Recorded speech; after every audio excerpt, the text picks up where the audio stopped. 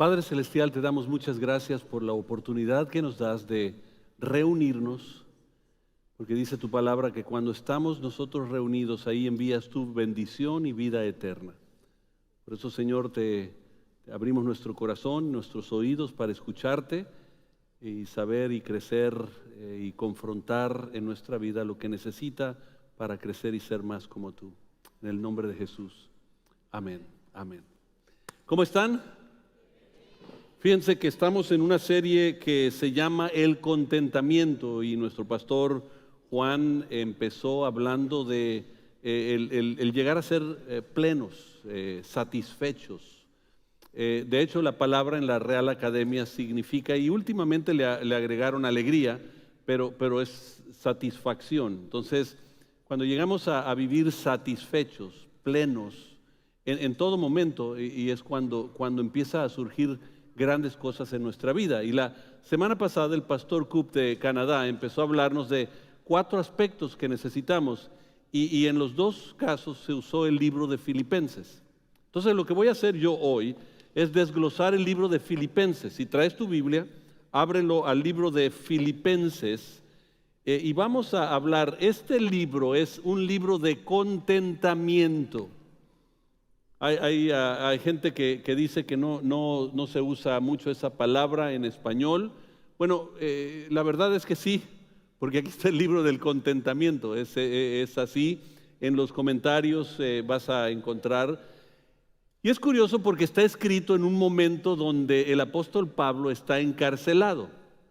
Creemos que ya está en Roma, encarcelado. Él fue encarcelado primero en Israel.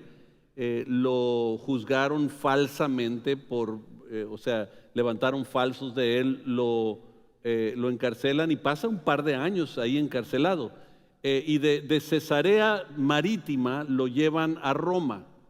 En Roma está encarcelado en lo que le llaman encarcelamiento domiciliario, o sea, en una casa, pero no era nada más estar tras las rejas, estar encerrado, pero para que no se nos fuera a ir el que teníamos preso, amarraban o encadenaban a un soldado con él.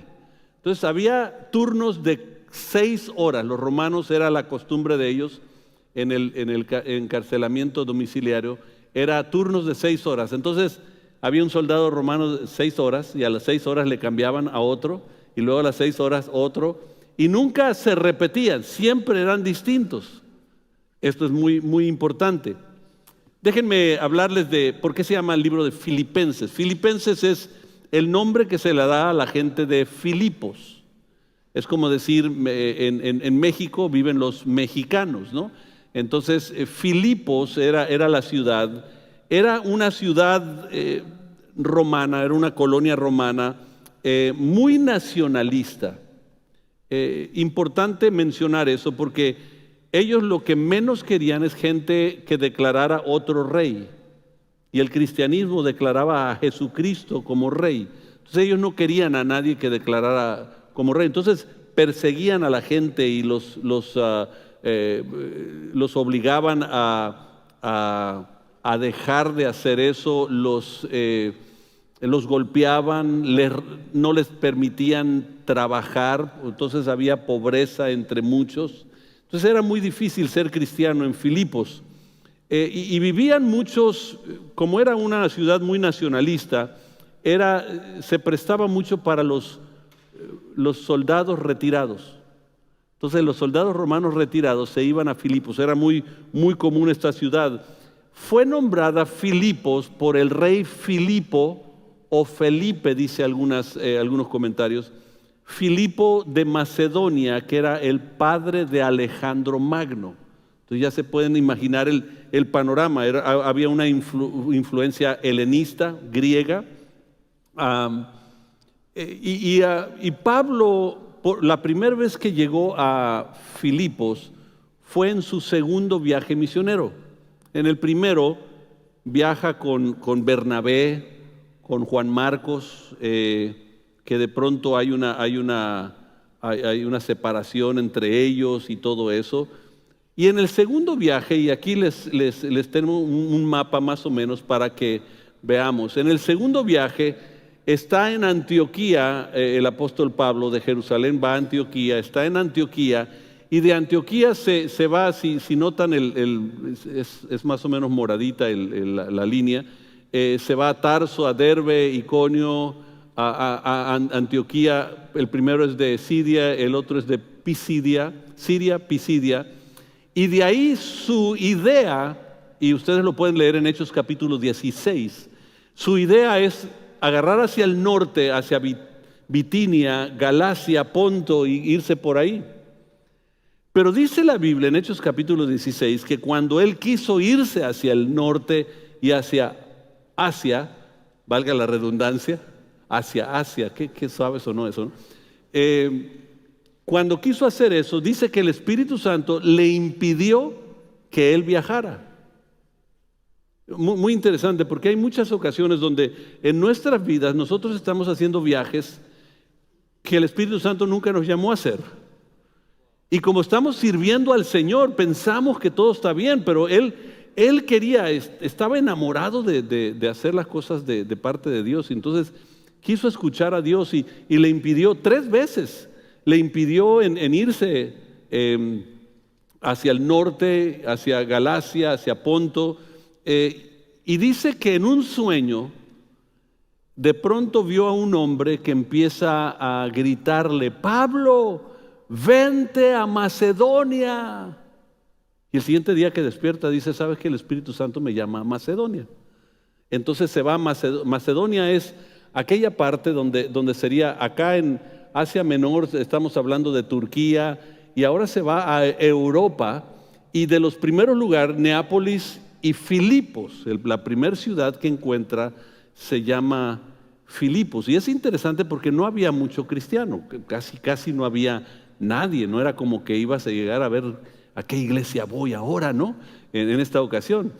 Y él cuando llega, cuenta Hechos capítulo 16, se fue a la parte externa de la ciudad, afuera de la ciudad, y estaban unas cuantas mujeres reunidas para orar. Estaban orando. Quiere decir que de alguna manera el evangelio había llegado, pero no estaba claro porque no sabían qué más hacer. Y entre esas mujeres estaba una mujer llamada Lidia, muy importante en la Biblia. Era una empresaria. En la cultura judía no era una costumbre mencionar a las mujeres. Hay gente que dice el cristianismo es opresión hacia las mujeres. No, el cristianismo es la que los menciona. Entonces empieza a menciona a la mujer en esa cultura porque ella era una empresaria muy rica de telas. Vendía tela especialmente púrpura. Esa era las telas que usaban los reyes, la gente de mucho dinero. Entonces se sabe, y nunca la condena, porque hay gente que dice, no, es que no puedes vestir con elegancia y todo eso. La Biblia no está en contra de eso. Está en contra, no que tengas dinero, sino que el dinero te tenga a ti. Porque yo conozco mucha gente rica que es humilde y mucha gente pobre que es orgullosa. Hay gente rica que no está pensando en el dinero y gente pobre que se la pasa pensando en el dinero. Entonces no es lo que tienes o lo que no tienes, es dónde está tu corazón. Y de hecho habla mucho la Biblia sobre el corazón. ¿Dónde está el corazón? Entonces, en ese lugar, Lidia recibe a Cristo y es bautizada, en su casa se bautizan, pero de pronto entra a la ciudad porque él está inquieto, porque hay un hombre que le habló y le dijo, vente a Macedonia. Entonces, entra a la ciudad de Filipos y empieza a buscar, ¿habrá alguien que estaba buscando a Pablo? Él no sabe el nombre. Alguien estaba buscando a Pablo, y de pronto se aparece una chica que empieza a decir, estos son hijos, siervos de Dios, y empieza a apuntar a ellos y los va siguiendo por todos lados. Era una mujer que tenía demonios, estaba endemoniada, pero curiosamente, cuando quieres ver el panorama del mundo, era una mujer que estaba esclavizada. La trata humana, aquí la ves en su apogeo, porque ella era un producto económico para esa región. Entonces la gente venía de muchas regiones para escuchar las adivinaciones y la magia que podía producir esta mujer. Y de pronto el apóstol Pablo, ella estaba diciendo la verdad, son siervos de Dios, adoraban a Dios, todo eso. Entonces ellos se voltean y en el nombre de Cristo queda ella libre.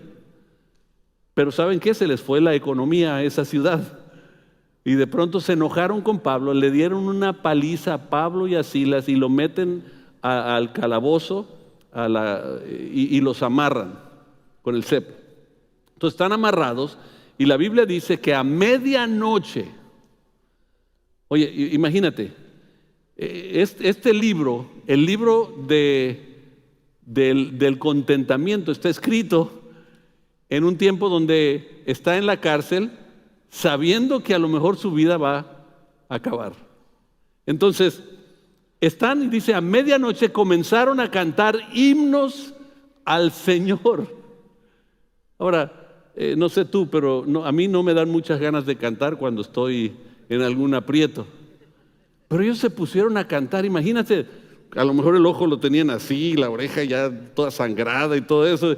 Qué gozo es cantar al Señor. Y imagínense, a medianoche cantando, y dice que se empezó a sacudir aquel lugar, se abrieron las puertas, se les cayeron las cadenas, y hasta el carcelero, porque si a él se le escapaba a alguien, él moría. Él tomó una espada y ya se iba a clavar la espada cuando Pablo grita, no, estamos todos aquí. Y empieza a hablarles del evangelio. Él queda tan fascinado que los lleva a su casa. Toda la familia recibió a Cristo, todos fueron bautizados. Empieza un mover de Dios en Filipos impresionante a raíz de Hechos capítulo 16. Entonces, él queda con un cierto cariño por este pueblo, porque esta es la única de las cartas del apóstol Pablo que no es una carta correctiva, es una carta de gratitud. La gratitud es sumamente importante. Gratitud produce gozo. Di gratitud. Entonces, en la región de Macedonia está también Atenas, y ahí había un filósofo llamado Epicurrio. Epicurrio vivió 250, 300 años antes de Cristo, y él decía que lo más importante en la vida es ser feliz. Qué interesante carta les escribe a esas personas, pero a Epicurrio no le importaba cómo llegabas a ser feliz, lo importante es ser feliz. Y Pablo dice, no, sí importa, porque la única felicidad llega de esta manera. Y les escribe una carta, de hecho,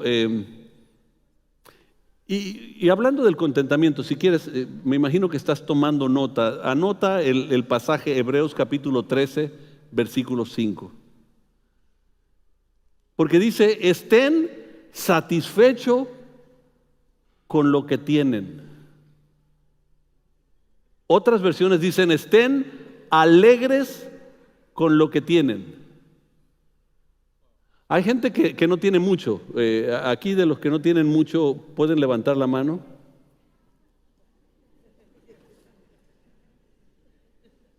La clave es, ¿estás alegre o no?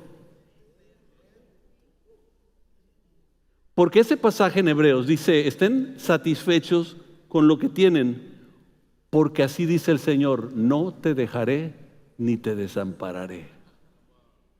Entonces no es lo que tienes externo, sino a quién tienes.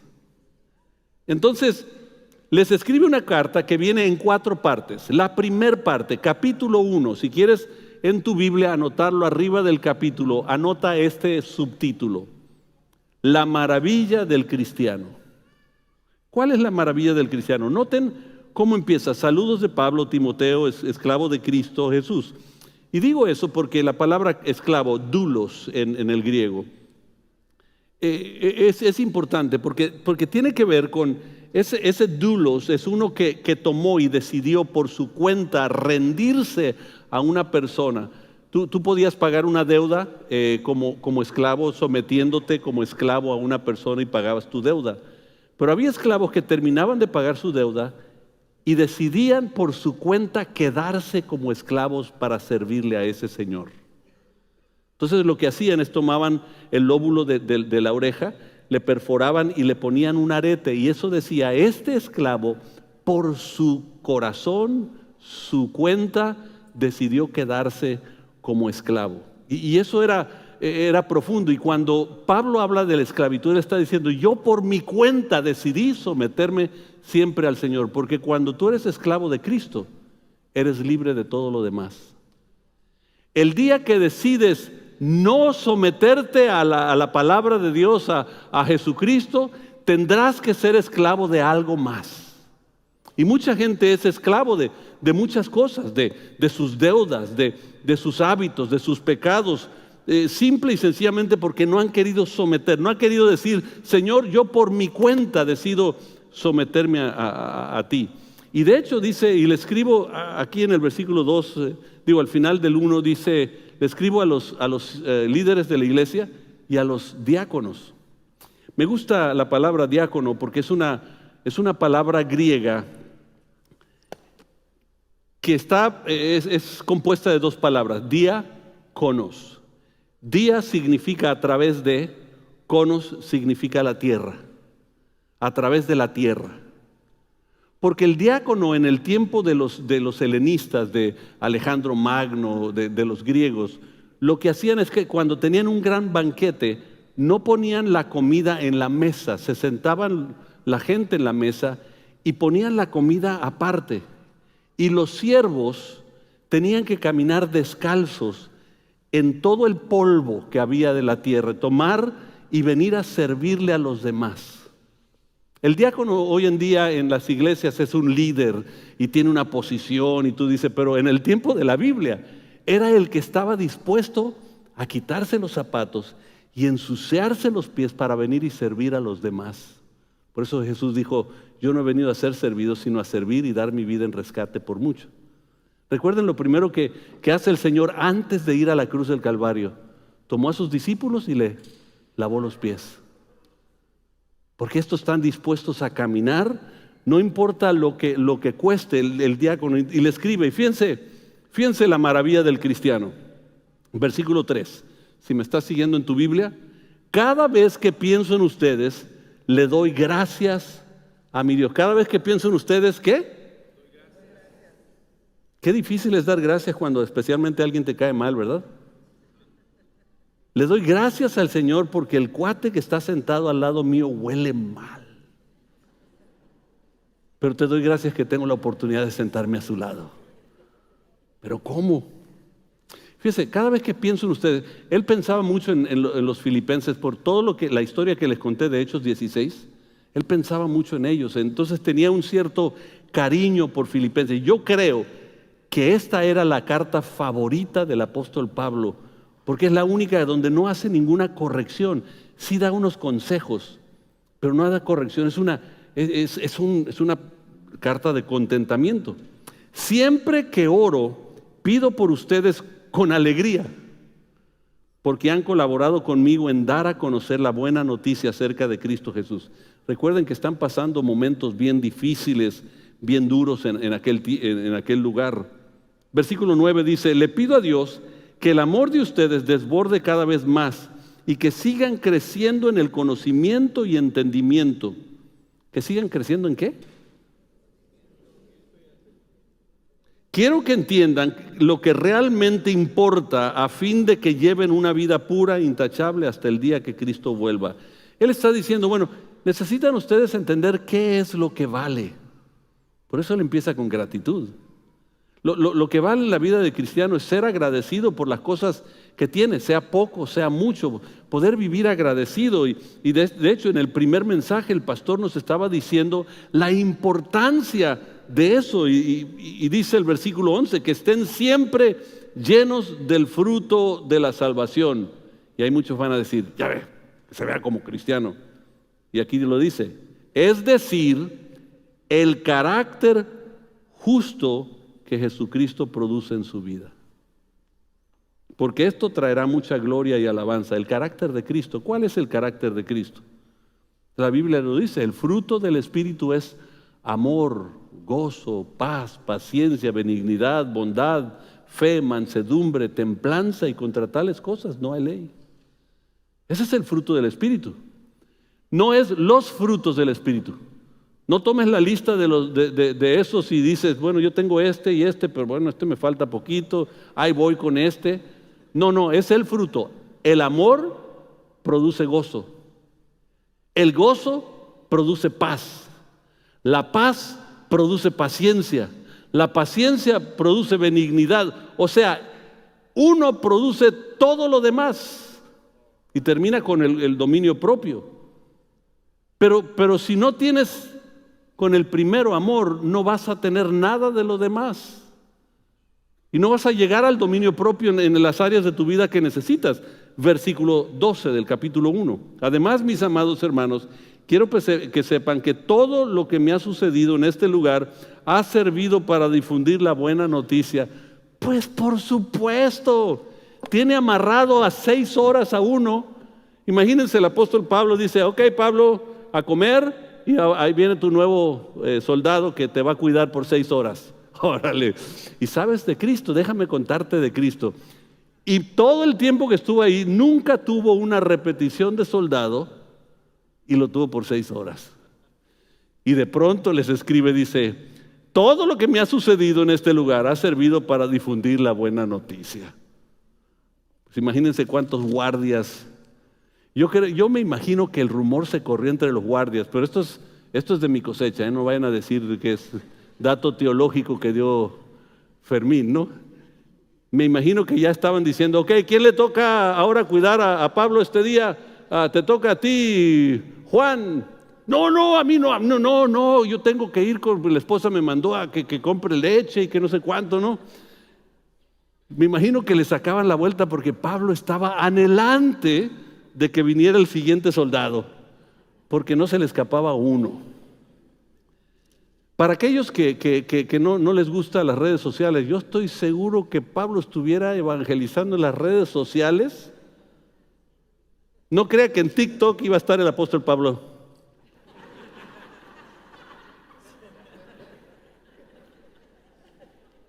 Yo estoy seguro que hubiera estado evangelizando y utilizando las redes para glorificar a Cristo. Versículo 21. Aquí va, estamos hablando ahorita en el primero, la maravilla del cristiano. Noten, pues para mí, vivir significa vivir para Cristo y morir es aún mejor. Para mí el vivir es Cristo y el morir es ganancia. Él les está diciendo, miren, todo lo que está pasando, si me muero, si me matan, hay los rumores que me van a cortar la cabeza. Si me matan, me voy con el Señor, pero me conviene también estar aquí porque mira cuántos soldados estoy evangelizando. Ahora yo les pregunto, ¿cuánta gente a tu alrededor en tu trabajo conocen que tú conoces de Cristo? No, es que hay que respetar y es que yo quiero que con mi ejemplo ellos conozcan de Cristo. Miren, yo conozco unos hijos del diablo que son un gran ejemplo. Y no están aquí, no es decir, a ver cuál es, ¿dónde está? Hay gente que no conoce de Dios, que va a ir al infierno, pero se porta bien. No tiene que ver solo con el comportamiento. Dice la Biblia, ¿cómo van a saber si nadie les habla? Llega el momento donde tú tienes que decirlo en algún momento, en tu trabajo, en tu escuela, en la calle, en los lugares. Yo trato de aprovechar con los taxistas. Yo creo que cuando sale mi nombre en Uber, ya están diciendo, ay, mejor el otro, que vaya, ¿no? Ojalá que saquen la vuelta por eso, ¿no? Y no por otra razón, ¿no? Dice, versículo 30, estamos luchando juntos. Estamos juntos en esta lucha. Ustedes han visto mi lucha en el pasado y saben que aún no ha terminado. Entonces, estamos juntos, ¿por qué? Porque ellos también estaban sufriendo en aquel lugar llamado Filipos. Capítulo 2, si me estás siguiendo en tu Biblia, Capítulo 2, el título del capítulo 2 es el modelo del cristiano. Porque ahora te dice, ok, si la maravilla del cristiano es conocer al Señor, es vivir agradecido con todo, entonces el modelo del cristiano aquí está. Cristo, Timoteo y Epafrodito. Miren, versículo 3, no sean egoístas, no traten de impresionar a nadie. Porque una cosa de lo que nosotros encontramos, parte de lo que Dios quiere, en la vida de gratitud tú tienes que humillarte, tiene que haber una humildad. Porque hay gente que no solo busca los bienes para sí mismo, sino es orgulloso. Hay gente que conoce mucho de la Biblia y lo sabe, y todo lo que quiere hacer es que todos sepan que saben mucho de la Biblia. Y la teología, yo he aprendido a través de los años que la teología no es para mostrarte a ti cuánto yo sé de la Biblia, sino para saber si estoy aplicando bien la Biblia en lo que yo estoy diciendo. Es todo. Para entender mejor, poder aplicarlo mejor, porque ustedes creen que una mujer que entra por esta puerta, que viene destrozada porque su esposo la acaba de abandonar, la golpeó, la dejó sin dinero, los niños no tienen qué comer, no tienen ni para mandarlos a la escuela, no tienen nada. ¿Ustedes creen que ella está preocupada en saber la dicotomía de Dios? No, dice, no, ni sabemos qué es eso, ¿no? La doble naturaleza de Dios, ¿querrás saber de eso? No, quieres saber cómo Dios puede solucionar su dolor, su dilema. Entonces yo necesito saber cómo aplicar la palabra en su situación. Pero muchas veces venimos con, es que Dios me reveló que los ojos todos los ojos que tienen los serafines y que esto significan las 6 alas. Vete con Dios de una vez. Yo es lo que le tengo que decir a esos, es un buen deseo, no los estoy mandando a otro lado. Dicen, no trates de impresionar a nadie, mira, sean humildes, es decir, considerando a los demás como mejores que ustedes. Es difícil cuando eres orgulloso eso. Es voltearte con la persona que está a tu derecha y la que está a tu izquierda y decir, ellos son mejores que yo. Ellos son a los que tengo que servir, porque empieza a cambiar en humildad. Cuando tienes una perspectiva de humildad, todo en tu vida cambia. Yo les he contado la historia. Iba volando a Nueva York y en un artículo que estaba leyendo, leí sobre la historia de una joven de Biloxi, Mississippi. En Biloxi, Mississippi, esta joven de 22 años había sentido que su vida se había acabado, no tenía razón por qué seguir viviendo. Perdió su trabajo, perdió su carro, perdió su novio, sus padres en un divorcio agresivo. Ella no tenía nada y por qué seguir viviendo, y fue y se tira de un puente. No era suficiente alto para matarla, pero cayendo en el agua, la hipotermia, esos lugares son fríos, la hipotermia o ahogada, pero su vida iba a acabar ese día. Pero cuando ella se tira, un señor que estaba cerca la vio y sale corriendo y se tira tras ella. El artículo, no lo estoy diciendo yo, el artículo decía lo siguiente: cuando el señor saltó, se acordó que no sabía nadar. Ahora olvídate que de la muchacha, salvar a la muchacha, yo estoy tratando de salvarme yo, ¿no? Entonces, ella, esperando ahogarse, vio el disturbio en el agua y se asoma y ve a un hombre ahogándose. Se pueden imaginar lo que hizo, ¿verdad? Sacó al señor, fue y llamó los paramédicos llegaron y terminaron en el hospital, camilla uno al lado de otro. Y el artículo termina de esta manera, y lo recuerdo bien: lo que salvó a la joven no fue el señor que se tiró tras ella, sino un sentido de propósito. Cuando tenía un enfoque distinto a uno, deja de ser egoísta, te está diciendo. Cuando tienes un enfoque distinto al tuyo, nada más lo tuyo, se te va a olvidar todos tus dilemas y todos tus problemas, y vas a poder enfocarte en lo que es verdadero. Y por eso ahora nos da el ejemplo de Cristo. Dice, tengan la misma actitud que tuvo Cristo Jesús. Y los siguientes pasajes, si estás tomando nota, son Génesis del 1 al 3 explicados. Es Isaías 40 al 55 explicado. Aunque era Dios, no se consideró ser igual a Dios. Fue como algo por cual aferrarse. En cambio, renunció. No, ser igual, renunció, adoptó la humildad, nació como un ser humano y aún en condición de humana se humilló hasta la muerte y muerte de cruz. Por lo tanto, por eso la Biblia dice, el que se humilla será exaltado a su debido tiempo. Es Dios que te lleva. Cuando tú aprendes a considerar al que está a tu derecha y tu izquierda mayor primero que tú. Y no es solo decir, mira, solo me queda un chicle y es muy chiquito, entonces cómprate uno tú, ¿no? Y en vez de decir, mira, imita para que veas que sí soy bueno. Es decir, no, es más importante que tú lo tengas que yo. Porque tienes más mal aliento. No. Es considerar, dice, por lo tanto, como hizo aquello, Dios lo exaltó hasta lo sumo y le dio un nombre que es sobre todo nombre. Y por eso de pronto dice, esfuércense.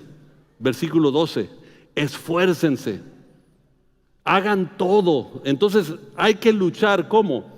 Timoteo dice, así él puede animarles y traerme noticias como están. No cuento con nadie como Timoteo, quien se preocupa genuinamente por el bienestar de ustedes.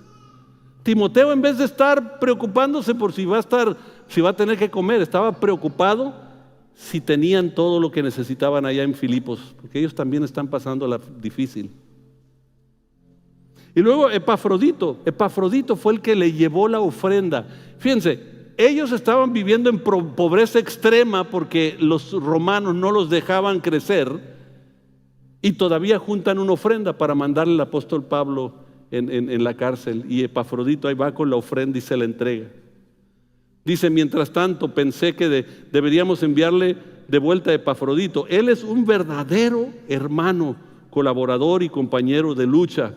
Además, fue el mensajero de ustedes para ayudarme en mi necesidad. Porque este es el modelo del cristiano. Capítulo 3. Si estás anotando, ponle no es solo el modelo, sino ahora el camino. ¿Cuál es el camino para eso? Aquí va, versículo 1. Alégrense en el Señor. Nunca me canso de decirles estas cosas y lo hago para proteger su fe. Gócense. No importa que venga a sus vidas. Noten el versículo 3. Pues los que adoramos por medio del Espíritu de Dios somos los verdaderos circuncisos, porque había gente que les llegaba y les decía, no, si no te pones corbata y si no te cortas el pelo cortito y si no usas faldas largas y si no haces esto y lo otro, no eres cristiano. Y el Señor él dice, no, le están diciendo que tienen que volver a la circuncisión. Los que adoramos por medio del Espíritu de Dios somos verdaderos circuncisos, que confiamos en lo que Cristo Jesús hizo por nosotros. No depositamos ninguna confianza en nuestro esfuerzo humano, porque a veces tú piensas que tú eres santo por lo que tú haces. Tú no eres santo por lo que tú haces, tú eres santo por lo que Él hizo por ti, y yo deposito mi confianza en Él.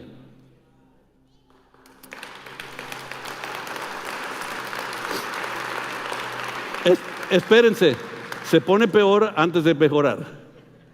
Versículo 8 dice, así es, todo lo demás no vale nada y cuando se le compara con el infinito valor de conocer a Cristo Jesús.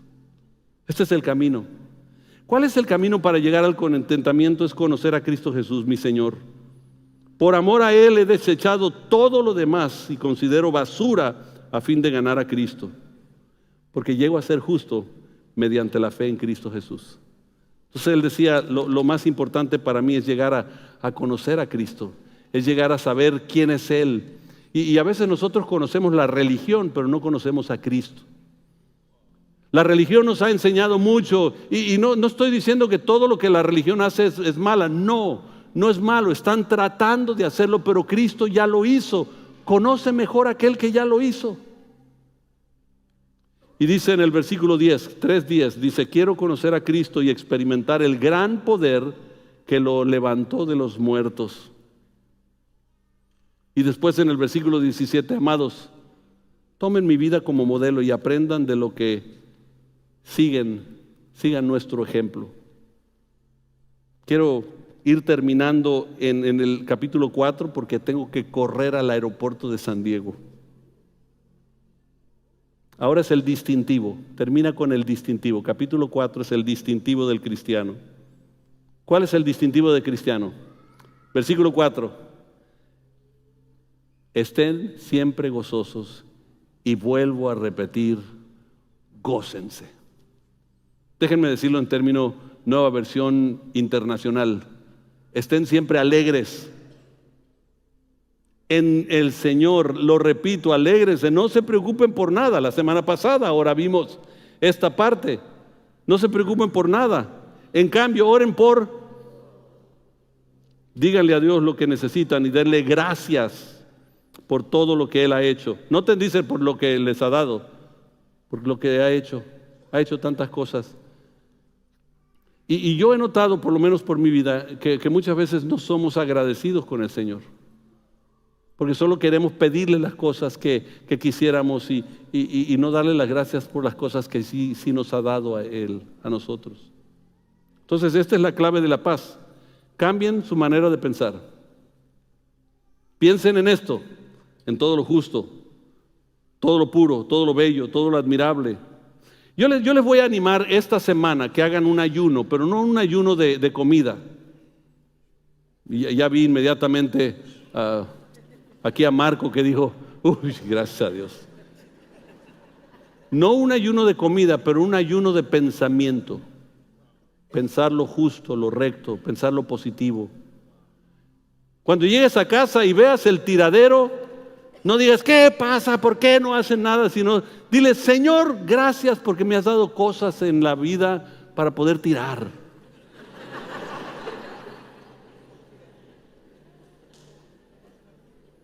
Cuando se queje tu esposa, pues ya aquí con los niños, que no sé cuánto, dile, Señor, gracias porque me has dado esposa para quejarse. Gracias. Pero lo que estoy diciendo es esto. Cuando tú vivas agradecido por las cosas, no sé si recuerdan lo que decía mi padre, decía que una vez estaba viajando de Indio, California a Los Ángeles, era una doble vía en aquel tiempo, y traía un carrito, se le estalló la llanta y no traía repuesto. Y en el pleno calor, 115 de esos lugares, estaba ahí y pues no sabía qué hacer y pasaban los carros, dice Cadillacs y todo eso, y el enemigo diciéndole, ya mira, esa gente hijos del diablo sí tienen carros con aire acondicionado y tú que sirves a Dios, mira lo que tienes, ¿no?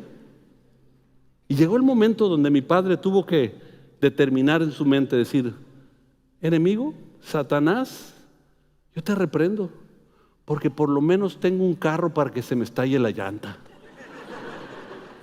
Y en ese momento Dios hace algo y llega una persona y lo ayuda, porque sabes que cuando vivimos agradecidos por lo que tenemos, no por el lujo, no por la grandeza, por lo poco, Dios empieza a hacer lo grande en tu vida, porque aquel que se humilla será exaltado.